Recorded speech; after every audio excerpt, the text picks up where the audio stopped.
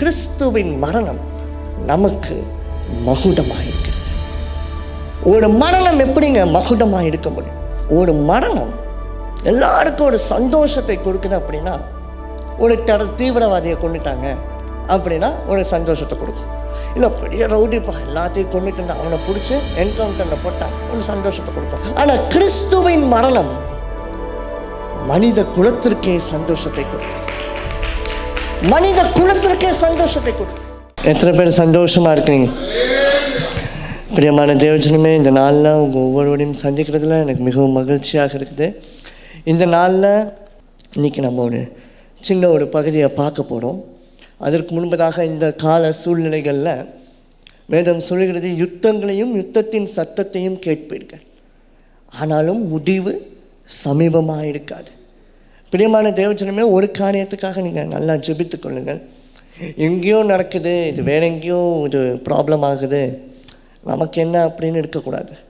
ஆனால் எல்லாத்துக்காகவும் நம்ம மனசில் ஜெபிக்கிறது நம்மளுடைய வழக்கமாக இருக்க வேண்டும். ஒருவேளை ஒரு ஆம்புலன்ஸ் போகுது அப்படின்னா சில பேர் இருப்பானுங்க, அவங்கள நம்ம இப்போ கணக்கில் சேர்க்கக்கூடாது. ஆம்புலன்ஸ்க்காகவே வெயிட் பண்ணுவாங்க ரோட்டில் ஓட்டும்போது, ஏன்னா ஸ்பீடாக போயிடலாம். ஆனால் சில பேர் பார்த்திங்கன்னா சின்சியராக ஆம்புலன்ஸ் போச்சுன்னா ஒரு நிமிஷம் மனசில் அதுக்காக வேண்டுவாங்க, ஜெபிப்பாங்க. அதே போல் பிரியமான தேவஜனமே, அந்த ஜெபங்கள்லாம் கடவுள் பார்த்துட்டு தான் இருப்பார். இன்றைக்கு நம்மளுடைய வாழ்க்கையில் நான் என்ன சொல்ல வரேன் அப்படின்னா, இப்போ உலகம் ஃபுல்லாக யுத்தங்கள் நடக்குது, யுத்தத்தின் சத்தத்தை கேட்குறோம். அது மாத்திரம் இல்லை, ஏழைகளை அநியாயமாக கொள்வது, அதெல்லாம் வச்சு நம்ம பார்க்குறோம் இல்லையா? அதனால் அதற்காகலாம் நம்ம ஜெபிக்க வேண்டும். நம்ம எப்படி உதவ முடியும்? ஜெபத்தினால் உதவ முடியும். இல்லைங்க, என்ன ஜெபிச்சாலும் முடிவு சமயமாக இருக்காதுன்ட்டாங்க. அது மாத்திரம் இல்லாமல் கடைசி காலங்களில் இதெல்லாம் நடக்க போகுதுன்னு சொல்லியிருக்கேன். அப்புறம் எதுக்கு ஜெபிக்கணும்? தீர்க்க தரிசனங்கள் நிறைவேற தானே செய்யணும் அப்படின்னு நீங்கள் கேட்கலாம். ஆம் பிரியமான தேவஜனமே, நிறைவேற தான் செய்யணும். ஆனால் அந்த தீர்க்க தரிசனங்கள் நிறைவேறும் போது, நாம் ஜெபிக்கும் போது, அது துன்மார்க்கனுக்கு மாத்திரம் அது நிறைவேறும். தேவனுடைய பரிசுத்தவான்களோ பாதுகாக்கப்படுவார்கள். ஹல்லேலூயா. அதனால தான் நம்ம ஜெபிக்க வேண்டும். நீங்கள் ஜெபிக்கலன்னா ரட்சிப்பு வேடிடத்திலிருந்து வரும். அதனால் பைபிளில் ஒரு வசனத்தை மட்டும் படிச்சுட்டு நம்ம அப்படியே இருக்கக்கூடாது. ரெண்டாவது விஷயம், அப்படியே யுத்தத்துக்குள்ளேயே நம்ம என்ன பண்ணிடக்கூடாது, போயிடக்கூடாது. எழுப்புதல் நம்மளுடைய வீட்டிலேருந்து ஸ்டார்ட் ஆகணும். எழுப்புதல் நம்மளுடைய வாழ்க்கையிலேருந்து ஸ்டார்ட் ஆகும். இந்தியாவிலேருந்து ஸ்டார்ட் ஆகணும், ஆசியாவிலேருந்து ஸ்டார்ட் ஆகணும். பிரியமான தேவஜனமே, நம்மள்கிட்டேருந்து எழுப்புதல் ஸ்டார்ட் ஆக வேண்டும். ஸோ அதற்காக நம்ம ஜெபிப்போம். இன்றைக்கு ஒருவேளை ஈஸ்டர் முடிஞ்சுட்டு, குட் ஃப்ரைடே முடிஞ்சுட்டு, பட் ஸ்டில் ஆண்டவர் என்கிட்ட சொன்ன காரியம், பிரியமான தேவஜனமே, நேற்று ஒரு 4 மணி வரைக்கும் நான் போராடி ஜெபித்து கொண்டிருந்தேன். அப்பொழுது பிரியமான தேவஜனமே, ஒரு சின்ன ஒரு சர்மன் தான் அது. ஆனால் சிலுவையை குறித்து நம்ம மேன்மை பாராட்ட போகிறோம். அப்போ எனக்கு புரியல, ஆம் கர்த்தாவே, கிறிஸ்தவ வாழ்க்கை, ஒரு இயேசுவை அணிந்தவனுடைய வாழ்க்கை, சிலுவை குறித்து மாத்திரம்தான் நான் மேன்மை பாராட்ட முடியும் அப்படின்னு நான் கேட்டேன். அப்போ ஆண்டவன் எனக்கு சொன்ன காரியம், இல்லை, இன்றைக்கு சிலுவையை குறித்து மேன்மை பாராட்டுகிறார்கள், ஆனால் சிலுவை என்னும் சொரூபத்தை குறித்து மேன்மை பாராட்டுகிறார்களே தவிர சிலுவையில் மரித்தவரை குறித்து மேன்மை பாராட்ட மாட்டார்கள். பிரியமான தேவஜனமே, எடுத்தவர்கள் முதலாவது வாசியுங்கள், கலாத்தியர் 2:20, Galatians chapter 2 verse 20. கிறிஸ்துவினுடனே கூட சிலுவையில் அறையப்பட்டேன், ஆயினும் பிழைத்திருக்கிறேன். இனி நான் அல்ல, கிறிஸ்துவே எனக்குள் பிழைத்திருக்கிறார். பிரியமான தேவஜனமே, முதலாவது 2 லைனை நீங்கள் பார்த்தீங்க அப்படின்னா, கிறிஸ்துவுடனே வாசிங்க. கிறிஸ்துவுடனே கூட சிலுவையில் அறையப்பட்டேன், ஆயினும் பிழைத்திருக்கிறேன். கிறிஸ்துவுடனே கூட நான் சிலுவையில் மரித்திருக்கிறேன். நமக்காக அவர் சிலுவையில் மரித்தார். நம்முடைய அக்கிரமங்கள், மீறுதல்களை எல்லாவற்றையும் அவர் ஏற்றுக்கொண்டார். நம்மளுடைய லைவ்லிஹுட்டில், நம்மளுடைய டெய்லி லைஃப்பில், ருட்டீனில் நீங்கள் பார்த்தீங்கன்னா, தெரிஞ்சோ தெரியாமல் என்ன பண்ணுறோம், நிறையா மிஸ்டேக்ஸ் செய்கிறோம். சில பேர் பார்த்தீங்கன்னா ஃபால்ஸான ஒரு டாக்டரினுக்குள்ளே வழி நடத்தப்படுறாங்க. சில பேர் பார்த்தீங்க அப்படின்னா, ஆண்டவரே வேணாம் அப்படின்னு அவங்க வாழ்க்கையில், அவங்க லைஃப் சூழ்நிலையில் அவங்க எதிர்கொண்ட சில காரியங்களால் தேவனை விட்டு தூரம் போகிறார்கள். இப்படி பல காரியங்களுக்குள்ளே நம்ம உள்ளடக்கி பார்க்கும்போது சிலுவையின் அன்பு அங்கே குறைந்து கொண்டே போகிறது. பிரியமான தேவஜனம், இயேசு கிறிஸ்து இந்த உலகில் இருக்கும் பொழுது கலாச்சாரத்தை குறித்து அவர் ஒன்றுமே சொல்லவில்லை, அவர் தலையிடவே இல்லை. ரெண்டாவது ஒரு காரியம் பார்த்தீங்க அப்படின்னா, இயேசு கிறிஸ்து இந்த உலகில் இருக்கும் பொழுது மனுஷனுடைய ஒரு மியூச்சுவலான ஒரு ஹெல்த்தியான குணமான சந்தோஷங்களில் அவர் ரசித்தார். பிரியமான தேவஜனமே, இன்றைக்கி நிறைய காரியங்களில் நம்ம பார்க்குறோம் இல்லையா? ஸோ இந்த மாதிரி விஷயங்கள் பார்க்கக்கூடாது.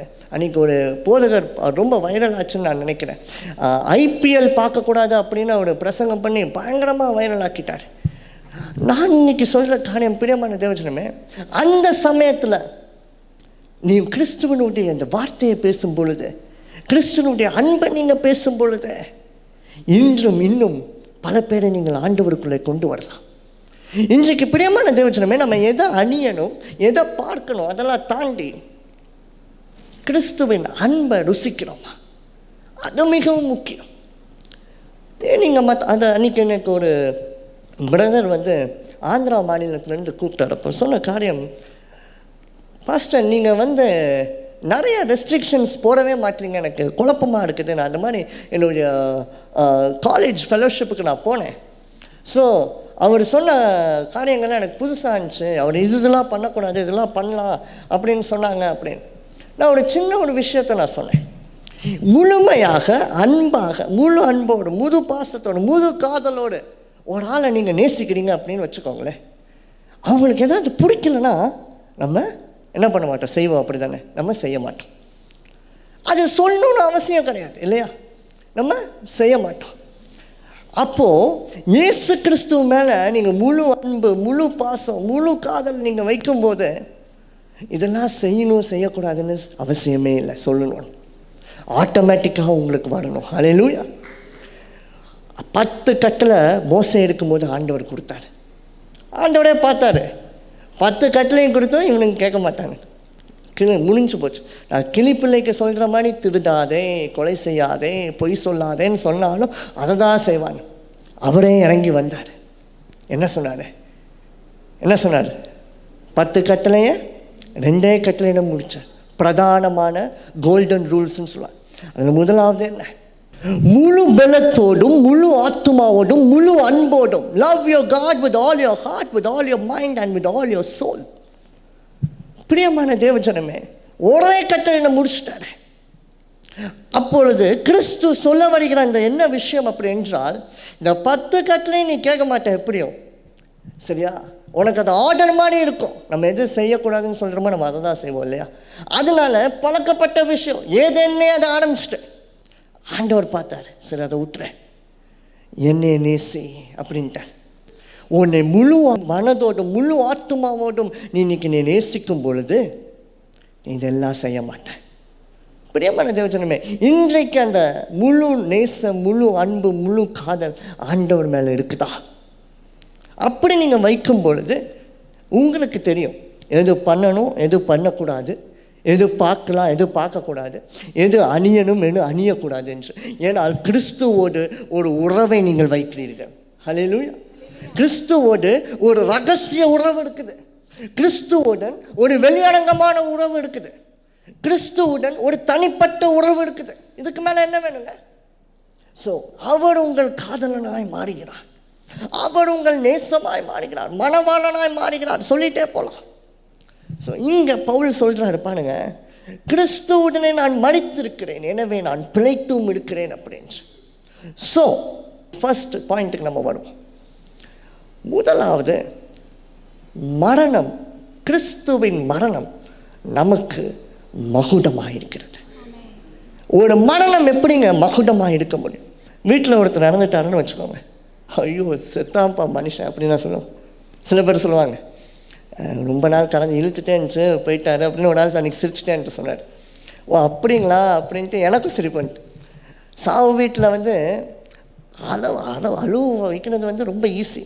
இன்னொருத்தர் பார்த்தாலே அவங்க அழுவுறதை பார்த்தா நமக்கு சிரிப்பும் சேர்ந்து வரும், அழுகையும் சேர்ந்து வரும்.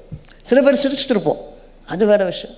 ஆனால் முக்கியமாக நம்ம சிரிக்கிறோமா சாவு வீட்டில்? அழுவு வரலனாலும் அழுகணும், இல்லைன்னா கிறுக்கேன்னு வெளில அனுப்பிடுவாங்க. அப்படி தானே, லூசு போல் மனநிலை பாதிக்கப்பட்டவன். ஆனால் ஒரு மரணம் எல்லாருக்கும் ஒரு சந்தோஷத்தை கொடுக்குது. அப்படின்னா ஒரு தீவிரவாதியை கொண்டுட்டாங்க அப்படின்னா ஒரு சந்தோஷத்தை கொடுக்கும். இல்லை பெரிய ரவுடிப்பா எல்லாத்தையும் கொண்டுட்டு அவனை பிடிச்சி என்கவுண்டரில் போட்டான், ஒரு சந்தோஷத்தை கொடுக்கும். ஆனாலும் அந்த பர்டிகுலர் குடும்பத்துக்கு சோகத்தை தான் கொடுக்கும். ஆனால் கிறிஸ்துவின் மரணம் மனித குலத்திற்கே சந்தோஷத்தை கொடுக்கும்.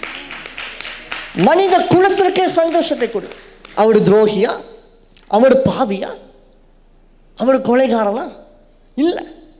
தப்பு பண்ணதெல்லாம் நம்ம, ஏற்றுக்கொண்டதெல்லாம் அவர் போய் மறிக்கிறார். ஸோ ஒரு காரியத்தை நீங்கள் புரிஞ்சு கொள்ள வேண்டும். மரணம் என்பது சோகத்தை குறிக்கிறது. மரணம் என்பது ஒரு வியாகுலத்தை குறிக்கிறது. மரணம் என்பது ஒரு திரும்பி அதை ரிட்ரைவே பண்ண முடியாது. ஸோ ஒரு கொடூரமான ஒரு கஷ்டத்தை நமக்கு கொடுக்கிறதா இருக்கிறது. ஆனால் கிறிஸ்துவின் மரணமோ ரட்சிப்பை கொடுக்கிறதா இருக்கிறது. ஸோ நம்ம வீட்டில் இன்றைக்கி ஏதோ ஒன்று தொலைஞ்சு போயிட்டுன்னு வச்சுக்கோ, ஒரு நகை ஒன்று தொலைச்சிட்டிங்க. நீங்கள் அந்த நகை தொலைஞ்சிட்டு அப்படின்னா திரும்பி அடுத்த நாள் அதே மாதிரி ஒரு நகை, நல்ல ஒரு பவுன் உள்ள ஒரு நகைன்னு வச்சுக்கோங்க, pure gold, 18 carat 24 carat pure gold வச்சுக்கோங்க. அதே மாதிரி ஒரு ஆள் வந்து உங்களுக்கு கிஃப்ட் பண்ணுறாங்க. எவ்வளோ ஒன்று சந்தோஷமாக இருக்கும் இல்லையா? பழசு மறந்து போயிடும். ஒன்றும் அது இமோஷனல் அட்டாச்மெண்ட்டாக இருந்தால் அது வேறு. ஸோ ஒரு காரியம் நம்மை விட்டு தொலையுது அப்படின்றால் அதை திரும்பி நம்ம ரிட்ரைவ் பண்ணணும் அப்படின்றால் அந்த காரியத்தை மாதிரி இல்லைன்னா அதை விட சூப்பராக எந்த ஒரு குற்றமும் இல்லாத, எந்த ஒரு பாதபட்சமும் இல்லாமல், எந்த ஒரு அழுக்கும் இல்லாத பிளெமிஷ்லெஸ் ஆன ஒரு பொருள் நமக்கு தேவைப்படுகிறது. பிரியமான தேவஜனமே, பிளெமிஷ்லெஸ் ஆன பொருள். கோர்ட்டில் வக்கீல் இருக்காங்க, குற்றவாளி இருக்காங்க. வக்கீலே தீர்ப்பு வழங்கிட்டு போயிடலாம்ல, எதுக்கு அங்கே ஒரு ஜட்ஜு? ஸோ இவங்க 2 பேருடைய மனநிலையை பார்த்து இந்த 2 பேர் சைடும் இவங்களும் இந்த பார்ட்டிக்கு அவங்க சப்போர்ட், அடுத்த பார்ட்டிக்கு இவங்க சப்போர்ட். ஆனால் ஜட்ஜு நடுவில் எந்த ஒரு பார்ட்டிக்கும் சப்போர்ட் பண்ணாமல், குற்றம் இல்லாமல் அவர் நடுவில் உட்காந்துருக்கார். அவரை தான் தீர்ப்பு வழங்க முடியும். ஸோ அந்த மாதிரி ஏதேன் தோட்டத்திலிருந்தே ஒரு பழக்கம் இருக்கிறது. பிரியமான தேவஜனமே, அது என்ன என்றால் குற்றமில்லாத ஒரு ஆட்டுக்குட்டியால் தான், குற்றமில்லாத ஒரு பலியினால தான் நம்மளுடைய எல்லா குற்றங்களையும் தீர்க்க முடியும். குற்றமில்லாத ஒரு சாக்ரிஃபைஸ், குற்றமில்லாத ஒரு பலி, பழுங்கில்லாத ஒரு பலியினால தான் நம்மளுடைய எல்லா பழுங்குகளையும் பாவங்களையும் வியாதிகளையும் ஏற்றுக்கொள்ள முடியும். நமக்கு ஒரு வியாதி இருக்குது சரியா, பயங்கர சளி ஃபுல்லாக அப்படியே அவங்க ஃபேமிலியில் பரவுது. வேறு யாருக்காவது சளி இருக்குதா அப்படின்னு அவன் வீட்டுக்கு போய் மருந்து கேட்பீங்களா? டாக்டர்கிட்ட போவீங்க. ஏன்னா அவர் நல்லா இருந்தால் தான் நம்மளுக்கு மருத்துவம். ஆனால் இப்போ சில டாக்டர்ஸ் இருக்காங்க. அன்றைக்கி ஒரு ஆள்கிட்ட போனேன், ஃபீவர், நான் போவே மாட்டேன், ஃபீவர் சொல்லுங்கள் உங்களுக்கு என்ன பிரச்சனை அப்படின்னாரு. முடிஞ்சுக்காக அப்படி அவர் உடையிறதை பார்த்தா நமக்கு உள்ளே இருக்கிறதுல வெளில வந்துடும் போல, அப்படி ஒழிஞ்சார் அவர். ஸோ இன்னைக்கு டாக்டர்ஸும் அப்படி தான் இருக்காங்க. பிரியமான தேவஜனமே, ஆனால் ஒரு விஷயம் என்னென்னா பிளெமிஷ்லெஸ் ஆன ஒரு க்ரீச்சரால் தான், ஒரு பீயிங்கால தான் நம்மளுடைய பிளெமிஷான எல்லா விதமான பாவங்களையும் எடுத்து போட முடியும். ஸோ கிறிஸ்து உண்மையாகவே ஒரு பாவமற்ற குற்றமற்ற ஒரு மகிமை நிறைந்த ஒரு தேவனா, ஒரு மனிதனா? 1 தீமோத்தேயு 6:15-16 நீங்கள் வாசிக்க நாம் கேட்போம். 1 தீமோத்தேயு 6:15. அந்த பிரசன்னமாகுதலை தேவன் நம்முடைய காலங்களில் வெளிப்படுத்துவார். அவரே நித்தியானந்தமுள்ள ஏக சக்தியாதிபதியாகவும் ராஜாதி ராஜாவும் கர்த்தாதி கர்த்தாவும் ஒருவராய் சாவாமை உள்ளவரும் சேரக்கூடாத ஒளியில் வாசம் பண்ணுகிறவரும் மனுஷரில் ஒருவரும் கண்டிராதவரும் காணக்கூடாதவருமாய் இருக்கிறவர். அவருக்கே கனமும் நித்திய வல்லமையும் உண்டாயிருப்பதாக. ஆமென். நித்திய மகிமை உடையவர், சாவாமை உள்ளவர், சாவு உலகத்தில் எப்படி வந்தது? பிரியமான தேவஜனமே, பாவத்தினால், அக்கிரமங்களினால் நமக்கு கிடைத்த சம்பளம் அது. பாவத்தின் சம்பளம் மரணம்னு நாம் பார்க்கிறோம். ஆனால் இங்கே வேதம் சொல்லுகிறது, காணக்கூடாத ஒருவர், மனுஷரால் காணக்கூடாத ஒருவர் அவர். ஸோ இந்த பாவம் நிறைந்த, இந்த குற்றம் நிறைந்த, இந்த துரோகம் நிறைந்த கண்களால் நாம் அவரை காண முடியாது. அதனால தான் வேதம் சொல்கிறது, மனுஷரால் காணக்கூடாத தேவன். ஸோ இங்கே நம்ம பார்க்கிறோம், ஹூ இஸ் கிரைஸ்ட், மகிமை நிறைந்தவர். அது மாத்திரமல்ல, அவரே நித்தியம் உள்ளவர், ராஜாதி ராஜாவும் கர்த்தாதி கர்த்தருமாய் இருக்கிறார் அப்படின்னு. ஸோ இந்த தேவன் நமக்காக தரித்திரரானார். பிரியமான தேவஜனமே, அடுத்ததாக இரண்டாவதாக நாம் பார்க்கிற படம், கிறிஸ்து நமக்காக மரித்தது அவசியமாக இருக்கிறதா? இந்த ஒரு தேவன், இந்த ஒரு எந்த விதமான குற்றமும் அக்கிரமமும் பாவமும் வியாதியும் இல்லாத இந்த ஒரு தேவன் நமக்காக மரித்தது ஏன்? கண்டிப்பாக மரிக்கணுமா? அவர் பாட்டு உலகத்துக்கு வந்து ரட்சிப்பு எல்லாருக்கும் நான் தரேன் அப்படின்னு சொல்லிட்டு போயிடலாம்ல. 2 கொரிந்தியர் 5:21 வாசிப்போம். நாம் அவருக்குள் தேவனுடைய இருக்கும்படிக்கு பாவம் அறியாத அவரை, முற்றிலும் பாவம் அறியாத அவர், பாவம் என்றால் என்னதென்றே அறியாத அவர் நமக்காக பாவமானார். பிரியமான தேவஜனமே, யோவான் 1:29 அதே தான் நாம் பார்க்கிறோம். மறுநாளிலே யோவான் இயேசுவை தன்னிடத்தில் வரக்கண்டு, இதோ உலகத்தின் சகல உலகத்தின் பாவத்தை சுமந்து தீர்க்கிற தேவ ஆட்டுக்குட்டி இவர் தான் என்றார். ஸோ நம்மளுடைய அக்கிரமங்கள் பாவங்கள் எல்லாவற்றையும் அவர் சிலுவையில் சுமந்து விட்டார். இனி நாம் சுமக்க தேவையில்லை, முற்றிலுமாக தேவையில்லை. ஆனால் நாம் செய்ய வேண்டிய காரியம், ஒவ்வொரு நாளும் ஆண்டவரிடத்தில் நாம் மன்னிப்பு கேட்க வேண்டும். நான் பாவமே நீ பண்ணல, எதுக்கு நான் மன்னிப்பு கேட்கணும் அப்படின்னு. நம்ம பாவம் பண்ணிட்டோன்னு நம்மளுக்கு தெரியாது, ஆனால் தேவனுக்கு தெரியும். பாவம் பண்ணுறவங்களுக்கே பாவம் பண்ணிட்டாங்கன்னு தெரியாது. பிரியமான தேவஜனமே, அது ஆண்டவர் சொல்லிட்டோம். ஆனால் ஒவ்வொரு நாளும் பாவம் மன்னிப்பு கேட்கறது நம்மளுடைய கட்டாயமாக இருக்க வேண்டாம், நம்மளுடைய நிச்சயமாக இருக்கும். ஷியோரிட்டி வேணும் நமக்கு. நான் பாவம் இல்லைன்ட்ட, நான் முற்றிலுமாக நேசரின் ரத்தத்தினால் நான் கழுவப்பட்டிருக்கிறேன். அது எப்படி கிடைக்கும்? ஒவ்வொரு நாளும் நீங்கள் கிறிஸ்துவின் ரத்தத்தினால் கழுவப்படும் போது, ஒவ்வொரு நாளும் பாவம் மன்னிப்பின் ஜெபத்தை நீங்கள் ஏறெடுக்கும் பொழுது, சில பேர் சொல்லுவாங்க, ஏதோ ஒரு நாள் நம்ம வந்து பாவ மன்னிப்பு பெற்றுட்டா போதும், ஞானஸ்தானம் பெற்றுட்டா போதும், ஆண்டவரோடு நம்ம சேர்ந்து பரலோகத்துக்கு போயிடுவோப்பா. ஆண்டவர் ஒரே தரம் நமக்காக மரித்தார், அதனால் ஒரே தரம் நமக்கு ரட்சிப்பை அளித்தார். ரட்சிப்பு ஒரே தரம் அருளப்படும், அது நித்திய ரட்சிப்பாக இருக்கும். ஆனால் நம்ம தான் அந்த ரட்சிப்பை ஒவ்வொரு நாளும் கெடுத்துட்டு இருக்கிறோமே. ஸோ மீண்டும் மீண்டுமாக கிறிஸ்துவுடன் உடன்படிக்கை பண்ணி ரெக்கன்சைல் ஆக வேண்டியது நம்மளுடைய பொறுப்பாக இருக்கிறது. இஸ்ரவேல் ஜனத்தை தேவன் ஒரே நாளில் மீட்டு கொண்டார். அந்த ரட்சிப்பு நித்தியமாக இருந்தது.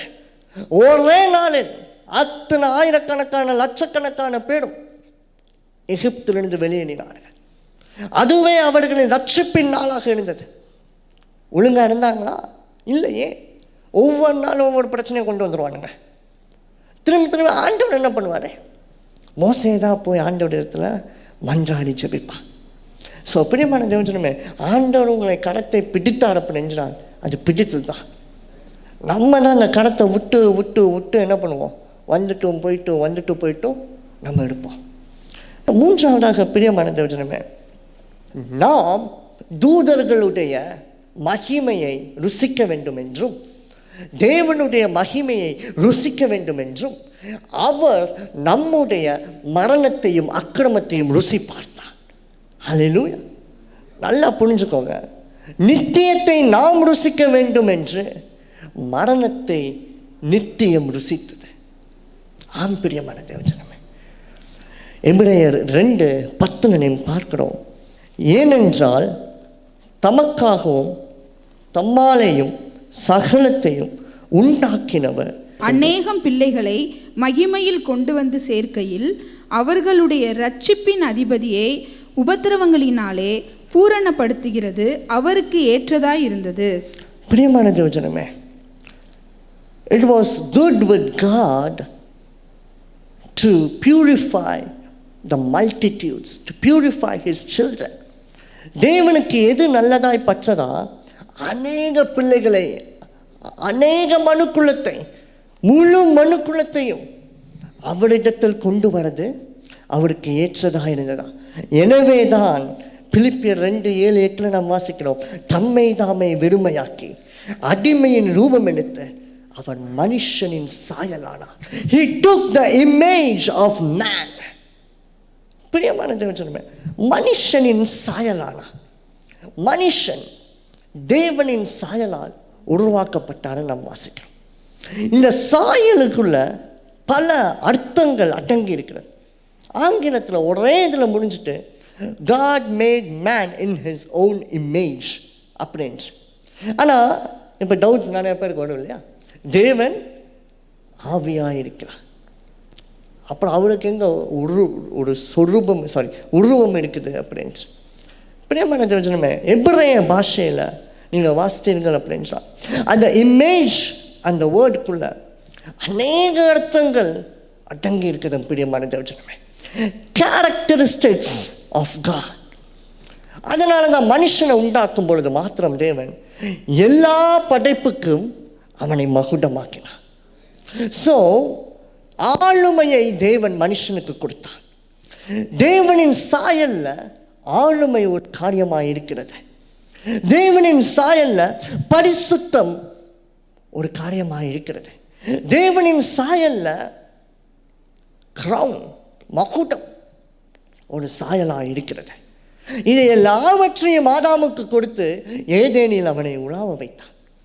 ஆனால் மனுஷனோ பிசாசின் சாயலை எடுத்தான்.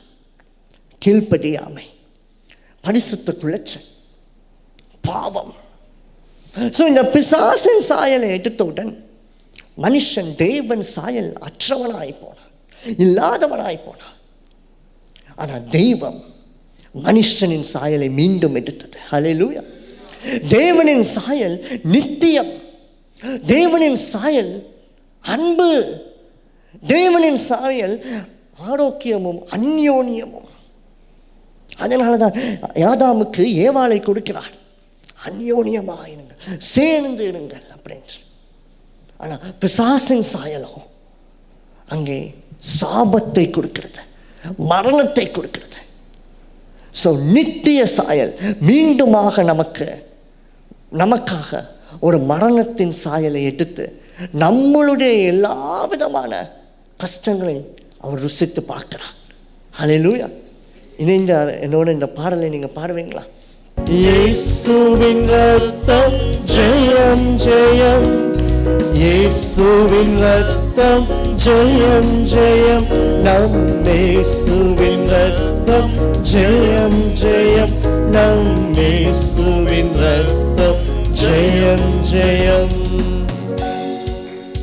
2:8 பிலிப்பியரில் நாம் பார்க்கிறோம், அவர் மனுஷ ரூபமாய் காணப்பட்டு மரண பரியந்தம், அதாவது சிலுவை மரண பரியந்தம் தம்மை தாழ்த்தி கீழ்ப்படிந்தவராகி தம்மை தாமே தாழ்த்தினார். பிரியமான தேவஜனமே, நமக்காக ஒருத்தரை ஹெல்ப்பு கூப்பிடுறோன்னு வச்சுக்கோ. நம்ம கஷ்டத்தில் இருக்கிறோம், நம்ம ஹெல்ப்பு கூப்பிடுறோம். அதே கஷ்டத்தை அவங்க நம்மளோடு சேர்ந்து ருசிக்கிறவர்களாய் இருக்க வேண்டும். அப்போ தான் அவங்க முழு மனசாக நமக்கு ஹெல்ப் பண்ணுவான். இங்கே நம்மை படைத்தவன் நமக்காக அதை தான் செஞ்சான். அவர் மனுஷ ரூபமாய் காணப்பட்ட, ஸோ மனுஷ ரூபமாய் அவர் காணப்படும் போதே மனுஷனுடைய மரணத்தை ஏற்றுக்கொண்டான், மனுஷனுடைய ஏமாத்துகளை ஏற்றுக்கொண்டான், மனுஷனுடைய பாவங்களை ஏற்றுக்கொண்டான், மனுஷனுடைய வியாதிகளை ஏற்றுக்கொண்டான், மனுஷனுடைய சாபங்களை ஏற்றுக்கொண்டான், சகலத்தையும் அவர் ஏற்றுக்கொண்டான். சிலுவை பரியந்தம் தம்மை தாழ்த்தினார். பிரியமான தேவஜனமே, இதிலிருந்து இப்பொழுது நம்ம 4வதாக நம்மளுடைய பாவங்கள் அக்கிரமங்கள் இனிமேல் நம்மிடத்தில் சுமர்வது இல்லை. ஏசாயா 53:6, நாம் எல்லாரும் ஆடுகளைப் போல வழி தப்பி திரிந்து அவனவன் தன் வழியிலே போனோம், கர்த்தரோ நாம் எல்லாருடைய அக்கிரமத்தையும் அவர் மேல் விழப்பண்ணினார். அதுதான் பிலிப்பியர் 2:8 நாம் பார்க்கிறோம், மனுஷ ரூபமாய் சாயலாய் அவர் வந்தார் அப்படின்று. நம்மளுடைய எல்லா அக்கிரமத்தையும் தேவன் அவர் மேல் விழப்பண்ணினார். பிரியமான தேவஜனமே, இன்றைக்கு ஏதோ ஒரு நாள், என்றைக்காவது ஒரு நாள் நம்ம யாருக்கோ செஞ்ச அநியாயங்கள், தெரிஞ்சோ தெரியாம ரட்சிப்புக்கு முன்பதாக செய்த பாவங்கள் ஒரு நாளும் நம்மை சுற்றி வரக்கூடாது. நம்ம மனசாட்சி ஒருபோதும் நம்மை குத்தக்கூடாது. ஏனென்றால் சிலுவையில் தேவன் அதை முற்றிலுமாக ஜெயித்து விட்டார். முற்றிலுமாக அது மடிந்து போனது சிலுவையில். ஆம் பிரியமான தேவஜனமே, பாவத்திலிருந்து ஒரு விடுதலையை இன்னைக்கு கிறிஸ்துவின் சிலுவை நமக்கு கொடுக்கிறது. கிறிஸ்துவின் மரணம் இன்றைக்கு கொடுக்கிறது. பாவத்திலிருந்து மாத்திரம் விடுதலையா? தெரிந்தோ தெரியாமையோ செய்த தவறுகளிலிருந்து கிறிஸ்துவின் சிலுவை இன்றைக்கு நமக்கு ஒரு விடுதலை கொடுக்குது. இப்படி பண்ணியிருக்கலாம், ஆனால் தெரியாமல் நான் இப்படி பண்ணிட்டேன் அப்படின்னு நீங்கள் இருக்கலாம். அன்றைக்கி ரோம பேரரசுக்கும் ரோம போர் சேவர்களுக்கும் இதே மனநிலை தான். இப்படி பண்ணியிருக்கலாம், ஆனால் நாங்கள் தெரியாமல் இப்படி பண்ணிட்டோம். அவரை விட்டுருக்கலாம், ஆனால் தெரிஞ்சோ தெரியாமையோ நாங்கள் இப்படி பண்ணிட்டோம் அப்படின்னு.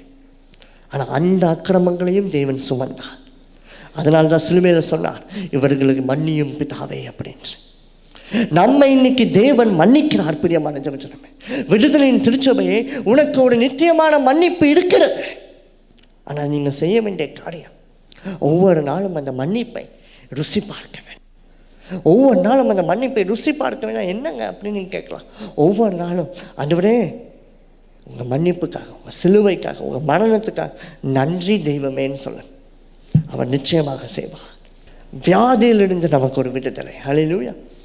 ஏசாயா 53:5 நாம் பார்க்கிறோம், நம்மளுடைய மீறுதல்களின் நிமித்தம் அவர் காயப்பட்டு, நம்மளுடைய அக்கிரமங்களின் நிமித்தம் அவர் நொறுக்கப்பட்டார்.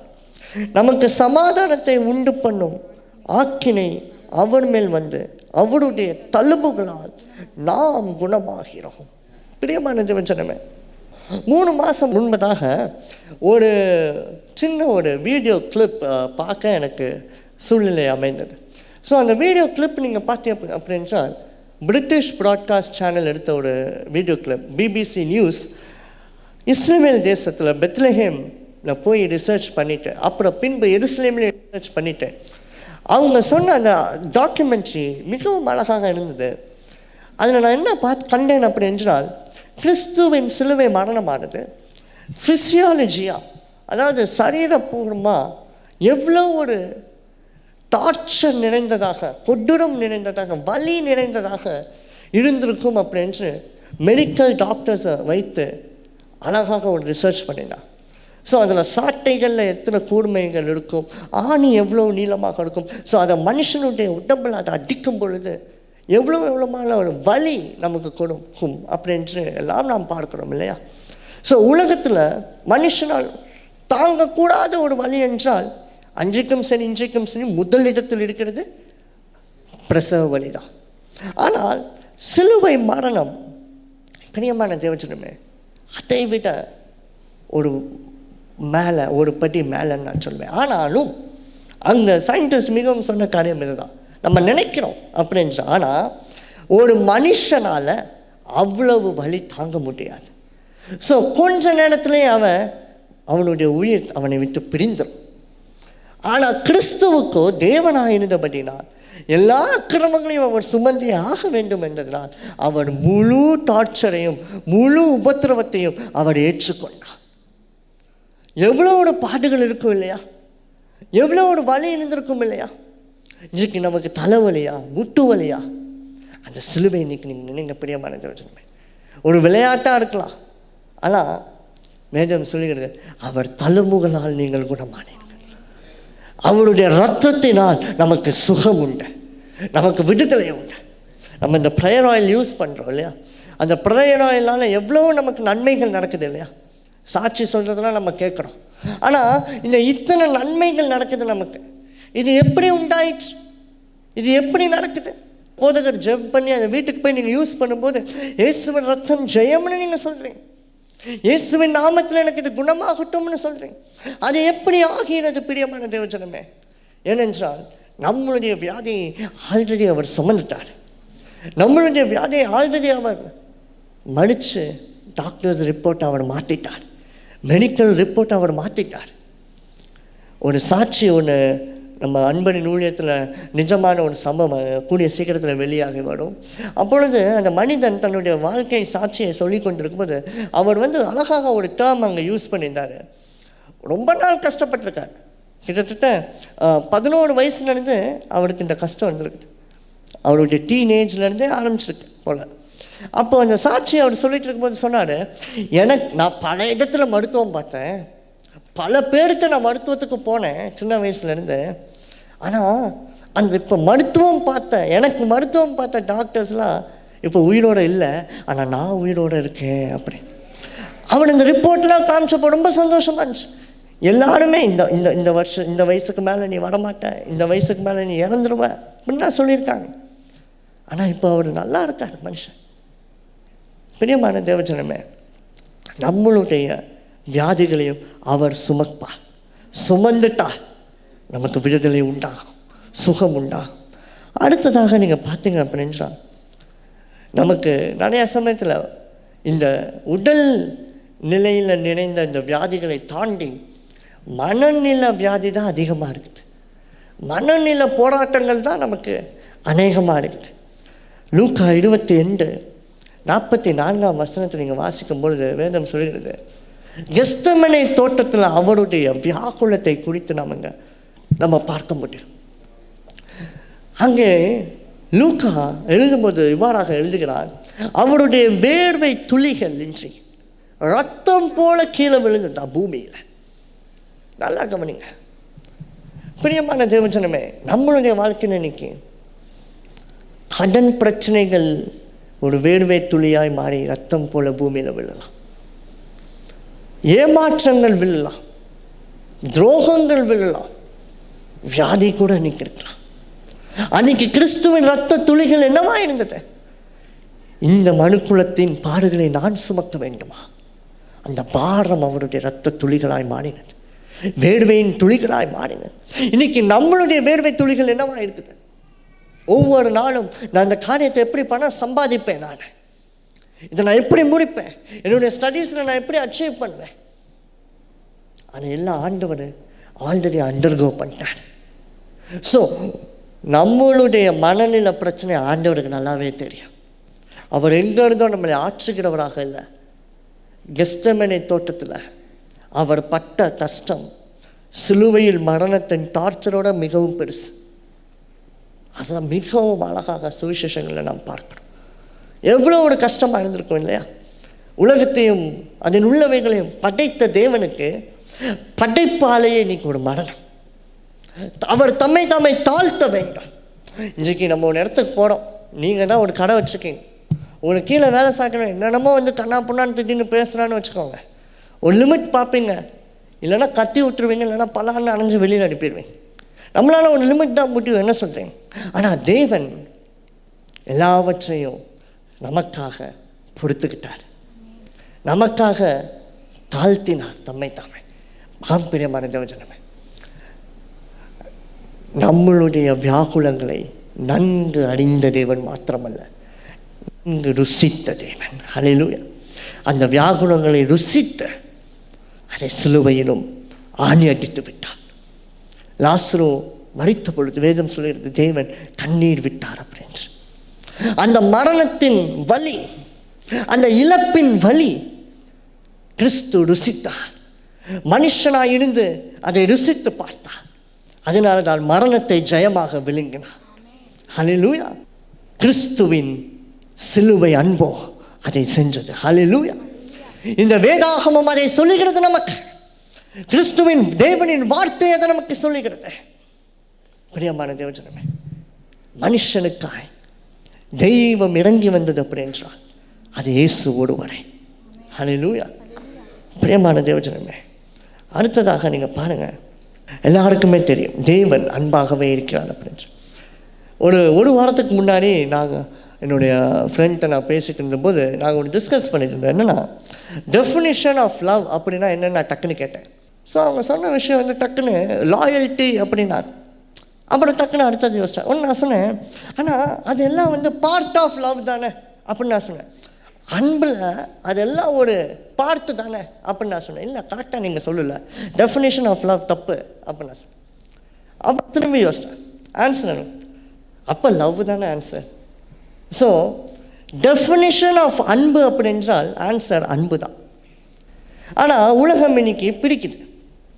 லாயல்ட்டியாக இருந்தால் தான் அன்பு, அதை ஆக்ஷனில் காமிச்சாதான் அன்பு அப்படின்னு. இதில் ஒன்று தவறுனாலும் அன்பு கிடையாதுன்னு. ஆனால் நான் கொஞ்சம் மாற்றி சொல்கிறேன், அன்பு இருந்தாலே இதெல்லாம் இருக்க வேண்டும் பிரியமான தேவஜனம். ஸோ அன்பு இதெல்லாம் யார்கிட்ட இருந்தது அப்படி என்றால் தேவனிடத்தில் இருந்தது.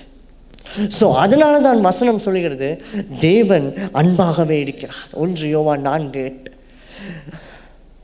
தேவன் அன்பாகவே இருக்கிறார். பிரியமான தேவஜனமே, இன்றைக்கு எங்கெங்கேயும் நம்ம அன்பை தேடி அலைகிறோம், பாசத்தை தேடி அலைகிறோம். ஆனால் இன்றைக்கி சிலுவையின் அன்பை இன்னையிலிருந்து நம்ம ருசித்து பார்ப்போம். ஒவ்வொரு நாளும் நம்ம ருசித்து பார்ப்போம். ஒவ்வொரு நிமிஷமும் அந்த அன்பை நீங்கள் எக்ஸசைஸ் பண்ணி பாருங்களேன். யாராவது பேசலையா வீட்டில், இல்லை ஃப்ரெண்ட்ஸ் யாராவது பேசலையா, நெய்பர்ஸ் யாராவது பேசலையா, கொலீக்ஸ் யாராவது பேசலையா, அப்படியே இது மண்டைக்கு எடுத்துக்கிட்டு போட்டு பெஜார் ஆகிடாதீங்க. அதெல்லாம் வேணாம். ஆண்டவர்கிட்ட பேசுங்க. இவன் பேசலைன்னா ஆண்டவர்கிட்ட சொல்லுங்க, அவர் பார்த்துக்குவார். நமக்கு கம்ப்ளைண்ட் செய்யணும், அவ்வளோதானே. ஆண்டவர்கிட்ட கம்ப்ளைண்ட் பண்ணுங்க, அவர் பார்த்துக்கிட்டோம். அவரோட டெய்லி ருட்டீன், டெய்லி பேசுகிற அந்த டைப்பை பெருக்குங்க. ஒவ்வொரு நாளும் நீங்கள் அப்படி பெருக்கும் பொழுது அவர் பெரிய காரியங்களை நம்மளுடைய வாழ்க்கையில் செய்வார். அடுத்ததாக பிரியமான தேவஜனமே, அந்த கிறிஸ்துவின் அன்பு, கிறிஸ்துவின் சிலுவையை நீங்கள் ருசிக்க ருசிக்க, முதலாவது பாவத்திலிருந்து விடுதலை, நீங்கள் செய்த குற்றங்களிலிருந்து ஒரு விடுதலை. அடுத்ததாக சாபத்திலிருந்து ஒரு விடுதலை நான் சொன்னேன். அடுத்ததாக மரணமும் அதனுடைய வியாதியிலிருந்தும் நமக்கு விடுதலை. அடுத்ததாக உலகத்தில் உள்ள எல்லா அஃபேர்ஸ், உலகத்தில் உள்ள எல்லா காரியங்களிலிருந்தும் நமக்கு ஒரு விடுதலை. பிரியமான தேவஜனமே, யோவான் 16:33 நாம் பார்க்கிறோம். என்னிடத்தில் உங்களுக்கு சமாதானம் உண்டாயிருக்கும் பொருட்டு இவைகளை உங்களுக்கு சொன்னேன். எவைகளை? உலகத்தில் உங்களுக்கு உபத்திரவம் உண்டு, ஆனாலும் திடன் கொள்ளுங்கள், நான் உலகத்தை ஜெயமாக ஜெயித்தேன். பிரியமான தேவஜனமே, நான் உலகத்தை ஜெயித்தேன். I have won the world victoriously. ஜெயமாக நான் உலகத்தை ஜெயித்தேன். மரணத்தை அவர் வென்ற பொழுதே உலகத்தில் உள்ள சாபத்தையும் அவர் வென்றார், நம்மளுடைய பாவத்தையும் அவர் வென்றார், நம்மளுடைய வியாதியையும் அவர் வென்றார். இன்னைக்கு இந்த அன்பான தேவனை நீங்கள் நம்பும்போது அவர் உங்களை தெரிந்து கொள்வார். ஹல்லேலூயா. உங்களை கை நீட்டி தெரிந்து கொண்டு எதற்காக? அந்த மகுடத்தை உங்கள் மேலே வைக்க. கடைசியாக அந்த மகுடம் என்றால் என்ன அப்படின்னு நீங்கள் கேட்கலாம். இயேசு இன்னைக்கு உங்களை பார்த்து நீ தான் எனக்கு வேணும்னு சொல்கிறேன், நீ என்னிடத்துல வா அப்படின்னு. அன்னைக்கு எல்லாரும் ஒதுக்குனாங்க. நல்லா கவனிங்க, பெரும்பாடுள்ள ஸ்திரீயை எல்லாருமே சும்மாரு சும்மாரு சும்மாருனார். அந்த பெரும்பாடுள்ள ஸ்திரீ கூப்பிடக்கூட அவன் இல்லை. வேதம் சொல்கிறது வஸ்திரத்தின் ஓரத்தை தொட்ட பொழுது அங்கே விடுதலை கிடைக்கிறது. இன்றைக்கு கூட்டங்களுக்கு நடுவில் நீங்கள் இருக்கலாம், ஜனங்களுக்கு மத்தியில் நீங்கள் இருக்கலாம், உங்களோட நிறையா மேன்மையாக படித்திருக்கலாம், பரிசுத்தமாக இருக்கலாம், இல்லை உங்களோட ரொம்ப வெல்வர்ஸ்டாக இன்டெலிஜென்ட்டாக இருக்கலாம்.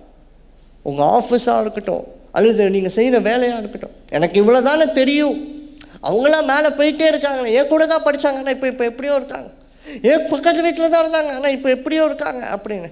ஆண்டவர் சொல்கிறாரு, எனக்கு நீ தான் வேணும். ஹல்லேலூயா. அன்னைக்கு அத்தனை பேர் மத்தியிலும் இன்றைய வரைக்கும் நாம் வாசிக்கிற வேதம் சொல்லுகிற ஜன திரட்சி அவரை நசுக்கியது. ஆனால் அந்த ஜன திரட்சியை குறித்தோ, அந்த ஜன திரட்சியில் இருக்கிற ஒரு சில மனிதர்களை குறித்து கூட நம்ம பார்க்கலவில்லை. இங்கே நாம் பார்க்கிறதோ அந்த ஜன திரட்சியில் எந்திரிச்சு கூட நிற்க முடியாம தவழ்ந்து தவழ்ந்து வந்த பெரும்பாடுள்ள ஸ்திரீயை குறித்து பார்க்கிறோம். ஹல்லேலூயா. லைஃப்ல யாருமே என்னை கண்டுக்கலாம் அப்படிலாம் இருக்காதீங்க. நித்தியமாக ஒருத்தர் உங்களை சூஸ் பண்ணி வச்சுட்டாரு. நான் என் நேசருடையவன், என் நேசர் என்னுடையவன். ஹல்லேலூயா.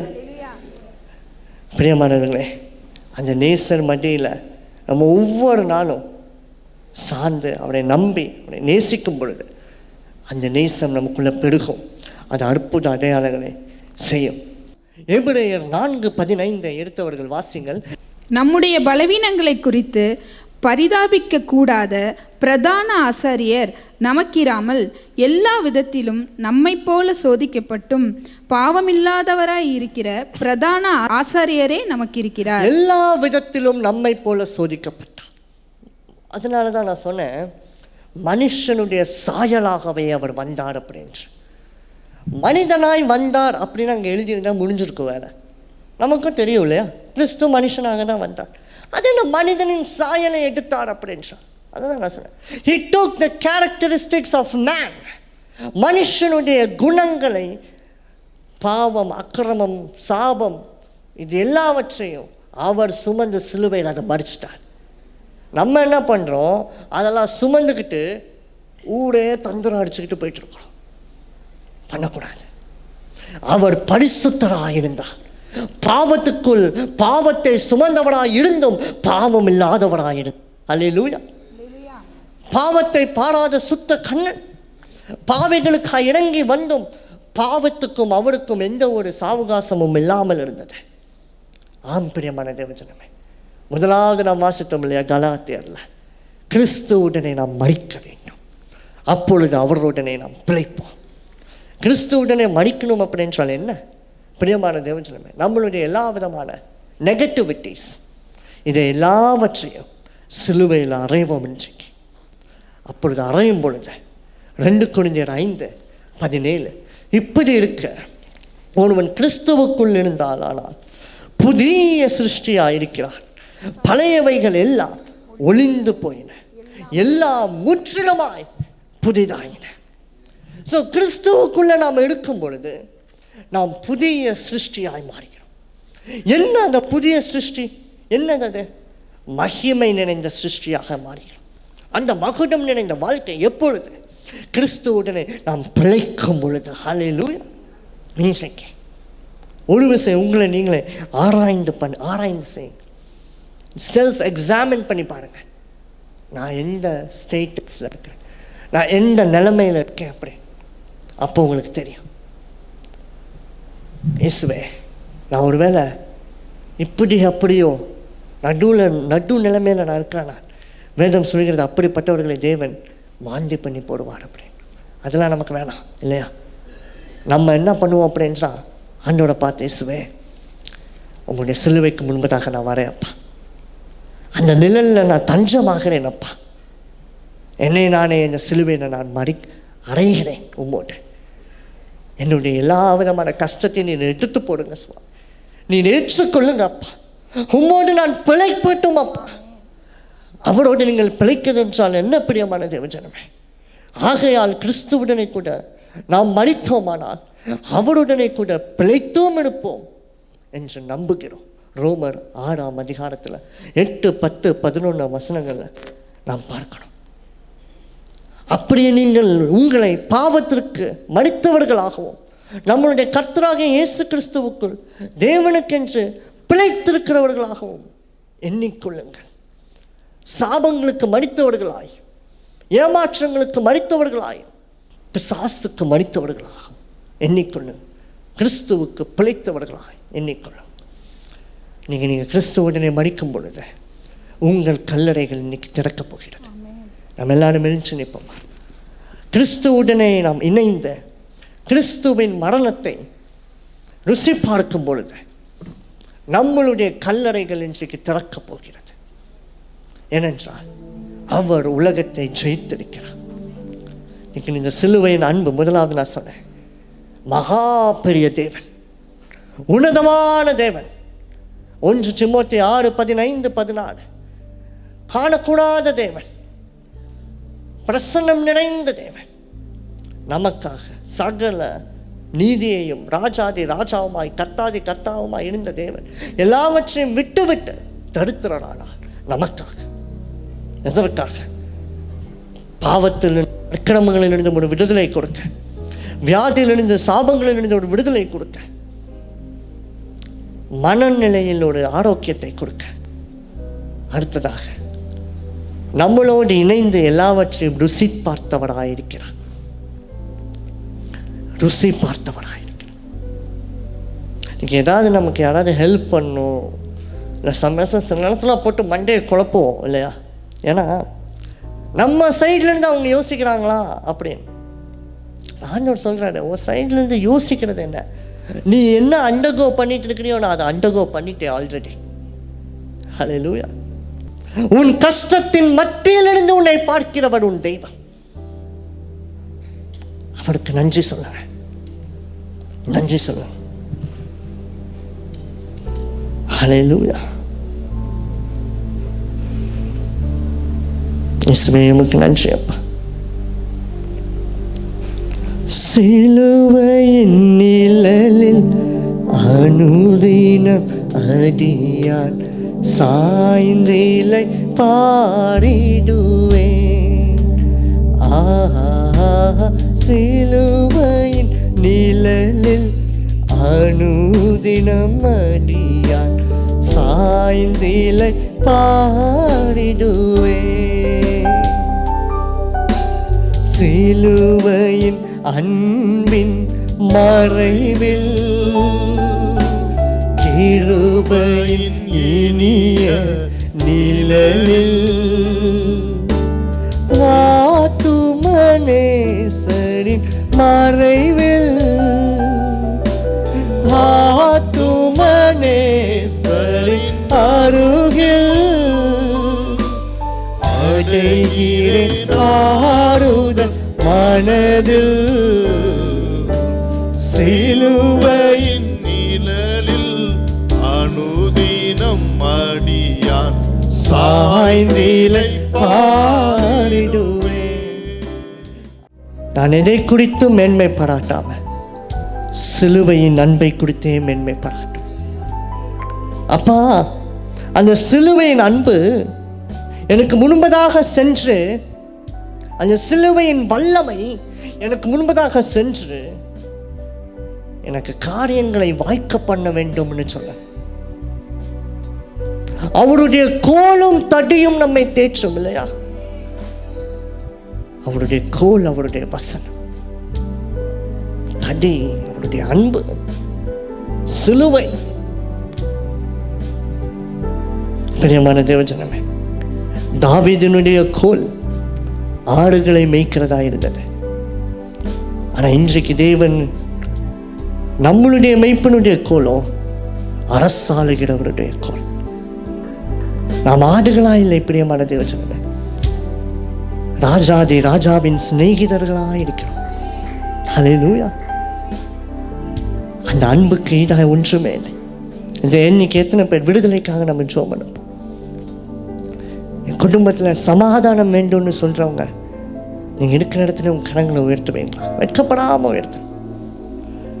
எங்க குடும்பங்களெல்லாம் சமாதானம் வேணும் பாகா பிரே. தேவன் இன்றைக்கு உங்க கரங்களை பிடிக்கிறார். அவர் உங்க கரத்தை பிடிக்கிறார். சிலுவையின் அன்பு இன்னைக்கு உங்கள் வாசலை தட்டுகிறது. சிலுவையின் அன்பு ஒவ்வொருடைய ஆத்மாவுடன் இன்னைக்கு பேசுகிறது. சிலுவையின் அன்பு இன்றைக்கு ஒவ்வொருடைய இருதயத்தை மாற்றுகிறது. எனக்கு இனிமேல் எதுவும் செய்ய முடியவில்லை, ஆனால் என் குடும்பத்தில் என்னுடைய நிலை மாறவில்லை, எனக்கு இந்த காரியம் நடக்கல, நீங்கள் ஜெபம் பண்றீங்களா? நீங்கள் இடிந்து போன கற்களா இன்னைக்கு இருக்கலாம், ஆனா சிலுவையோ ஒருவனாலும் ஒருபோதும் இடியாத ஒரு மூளைக்கல், இடிக்கப்படாத ஒரு கைகளால் பெயர்க்கப்படாத ஒரு மூளைக்கல் உன் வாழ்க்கையை இன்னைக்கு அலங்கமாய் மாற்றும் என்றால், அந்த அழகானவரை இன்னைக்கு சேவிப்போமா? நேசிப்போமா? நேசமானவர், என் சுவாசமானவர், என் நேசமானவர், என் சுவாசமானவர், அழகானவர் இயேசு, அழகானவர், அழகானவர் இயேசு, அழகானவர், இனிமையானவர், என் நேசமானவர், என் சுவாசமானவர், என் நேசமானவர். இயேசுவே, இவ்வளவு நேரம் எங்களுடைய ஜெபங்களை விண்ணப்பங்களை நீர் கேட்டதற்கு நன்றி அப்பா. நீர் கொடுக்கிற அந்த சிலுவையின் பலத்தினால் நாங்கள் மேற்கொள்கிறோம் அப்பா. எங்களுக்கு முன்பதாக உங்களுடைய அன்பும் அந்த சிலுவையின் வல்லமையும் கடந்து போய் எங்களுக்காக நீர் உருவாக்குகிற அந்த அலங்கரிப்பான அந்த அரண்மனைகள், அந்த அலங்காரங்கள், அதன் நடுவில் இருக்கிற பொறாமையின் கண்கள், எரிச்சலின் கண்கள், கெடுக்கிற கண்கள், ஆக்கினை உண்டாக்கிற கண்கள், டிஸ்டர்பன்ஸ் அண்ட் டிஸ்ட்ராக்ஷன்ஸை உருவாக்கிற கண்கள் நீ எடுத்து போடும் அப்பா. அலங்கம் முழுவதும் பரிசுத்தமாக்கும், அலங்கம் முழுவதும் சுத்திகரியும், ஆசீர்வதி. இயேசுவின் நாமத்தில் நல்ல பிதாவே, ஆமென்.